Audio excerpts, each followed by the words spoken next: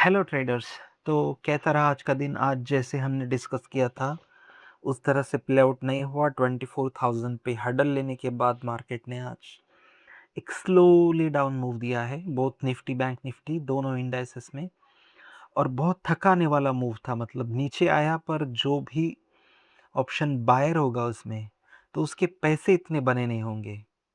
दिखने को तो दिख रहा है कि मार्केट नीचे आया है, पर थकाने वाला एक बहुत ही थकाने वाला और एकदम जर्की ऐसा मूव था। एकदम इजीली डाउन ट्रेंड जिसे बोलते हैं हम, उस तरह से नीचे नहीं आया। तो अगर मैं जाऊँ डेली टाइम फ्रेम पे इसने कल के लो के नीचे क्लोजिंग दी है, और कल का जो भी कैंडल है, इवन दो कल गैप अप था, बहुत बड़ा गैप अप था, ये 700 पॉइंट का एक स्पेस रहेगा अभी यहाँ पे।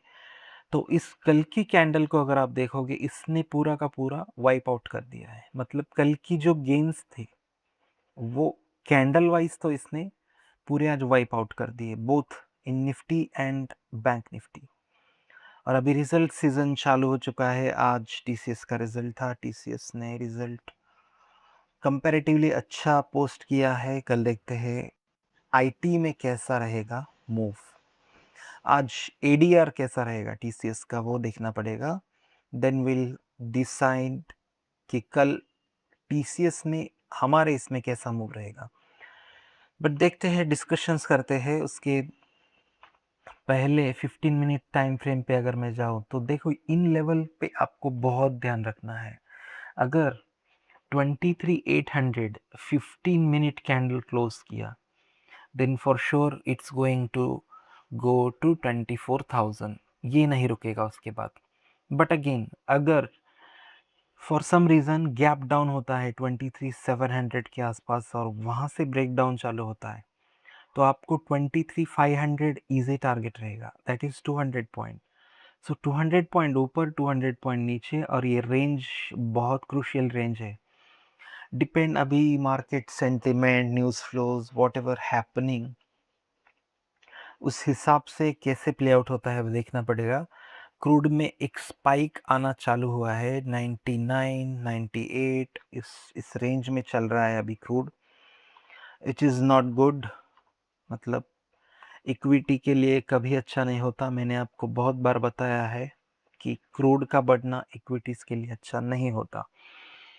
चलते हैं बैंक निफ्टी में। बैंक निफ्टी में भी सेम काइंड ऑफ स्ट्रक्चर है। बैंक निफ्टी में ध्यान रखिए इस लेवल को। अगर बैंक निफ्टी में इसने क्लोजिंग दी इस लेवल के नीचे, जो बनता है आपका ये लेवल, तो 54,600 के नीचे if it closes 15 minute time frame, then I think it's going to go down. और इसमें फर्स्ट टारगेट तो 54,000 बनेगा। तो देखो, 54,600 के नीचे आपके पास 500 पॉइंट है in bank Nifty. But again 15 minute candle को क्लोज होने दो 54,600 के नीचे। ओके, उसके पहले ट्रेड मत लेना, क्योंकि नीचे एक सपोर्ट है और वहां से एक अप मूव, एक पुल बैक भी हो सकता है ऑन द अपसाइड। तो ध्यान रखिए लेवल्स को। 15 मिनट में आपको जाना है। 15 मिनट में 54,600 के नीचे क्लोजिंग आई, देन आपका टारगेट होगा 54,100 या 5400। ये टारगेट आप ले सकते हैं। उसके बाद एक गैप जो फील होगा, हम देखेंगे कैसे प्ले आउट होता है। इन दैट सिनेरियो आपको अपने स्टॉप लॉस को ट्रेल करते चलना है। Use the price action, use the techniques और स्टॉप लॉस को ट्रेल करते चलिए। तो ये रहा निफ्टी का, ये रहा बैंक निफ्टी का। एक काम करते हैं, हम डिस्कस करते हैं टीसीएस को। टीसीएस में किस तरह का स्ट्रक्चर बना है। देखो, खास तो इससे कुछ समझ में नहीं आएगा, फिर भी हम चार्ट देखते हैं। चार्ट से क्या समझ में आता है? देखो, टीसीएस ऑलरेडी बीटन डाउन है, और मुझे ऐसा लगता है लुकिंग एट द चार्ट कि इसमें देखो कंसिडरेबली इसके रिजल्ट अच्छे थे, रिजल्ट अच्छे हैं, बट इसमें एक पुल बैक आना तो बनता है एट दिस लेवल। तो 2500 तक एक पुल बैक इसमें आ सकता है फॉर श्योर, क्योंकि ये 2370 से 25 ऑलमोस्ट 2600 तक इन 2-3 डेज गया है, और रिजल्ट के बहाने इसमें एक पुल बैक आना मुझे लगता है कि बहुत पॉसिबिलिटी है। तो अगर आप ऑप्शन बायर है तो आप इसका इन द मनी पुट लो 2550 का, सॉरी 2600 का, 2600 का इन द मनी पुट लेके आप इसमें काम कर सकते हो। आपका स्टॉप लॉस बहुत छोटा रहेगा। अगर क्लोजिंग इसने दी 2605 के ऊपर 15 मिनट में, तो आपको करना, सॉरी, आपको अगर शॉर्ट करना है तो इसके नीचे आ सकता है, इसके नीचे 2566 के नीचे आप इसको 2600 का पुट लेके शॉर्ट कर सकते हो। मुझे लगता है इसका इजी टारगेट बनेगा ये वाला 2500। इफ समहाउ इसमें एक गैप है और हो सकता है गैप फिल हो जाए, बट इतना बड़ा टारगेट की हम बात नहीं करेंगे। गो डे बाय डे, और in case in that case trail करिए स्टॉप लॉस को, बट ध्यान रखिए इस लेवल के नीचे 2560 के नीचे 15 मिनट कैंडल क्लोज होने के बाद 2600 के पुट से आप इसमें 2500 तक का मूव प्ले कर सकते हो। 60 पॉइंट का मूव है। ऑप्शन में एक बार यहाँ पे एक हडल लेगा 2545 के पास, एक बाउंस आएगा और उसके बाद नीचे आएगा, इस तरह से प्ले आउट हो सकता है।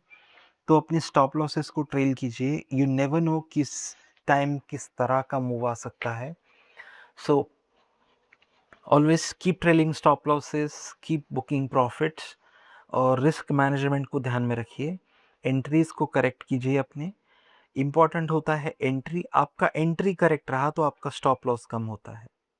देखिए सपोज इसने कल 2600 तक, सपोज ये 2600 गया और आपने यहाँ पे 2600 पे जाने के बाद इसका 2600 का एक पुट, मतलब 5 मिनट टाइम फ्रेम पे हो सकता है कि एक बाउंस मारे। इसके ऊपर बाउंस मारने के बाद ऊपर जो भी स्टॉप लॉसेस होंगे, ओके, जो शॉर्ट करने वाले हैं उनका स्टॉप लॉस कहीं पे इस पॉइंट पे रहेगा। तो उसके ऊपर एक कैंडल मूव, मतलब एक मूव देने के बाद हो सकता है यहाँ के स्टॉप लॉस लिक्विडिटी ग्रैब करने के बाद ये नीचे आए। तो अगर आप 2600 के आसपास जाने के बाद इसमें पुट में बाय करते हो, पुट बाय करते हो इसका, तो आपका स्टॉप लॉस बहुत छोटा हो सकता है। मैं ये इसीलिए बता रहा हूँ कि एंट्रीज आपके स्टॉप लॉसेस को डिसाइड करती है। ऑलवेज रिमेंबर, आपकी एंट्री आपका स्टॉप लॉस डिसाइड करती है। हो सकता है कि आपने ट्रेड करेक्ट लिया हो, बट अगर आपकी एंट्री गलत हो गई तो आपका ट्रेड गलत हो सकता है, even though it's a right trade, क्योंकि एंट्री गलत होने के बाद हो सकता है कि आपने एक पुल बैक में शॉर्ट कर दिया। देखो अगर किसी ने शॉर्ट किया होता यहाँ पे तो पुल बैक आ गया। तो आपको ध्यान रखना है इन सब चीज़ों का। ये बहुत सारी मिस्टेक्स होती है इन रियल टाइम, तो ध्यान रखिए इन लेवल्स को।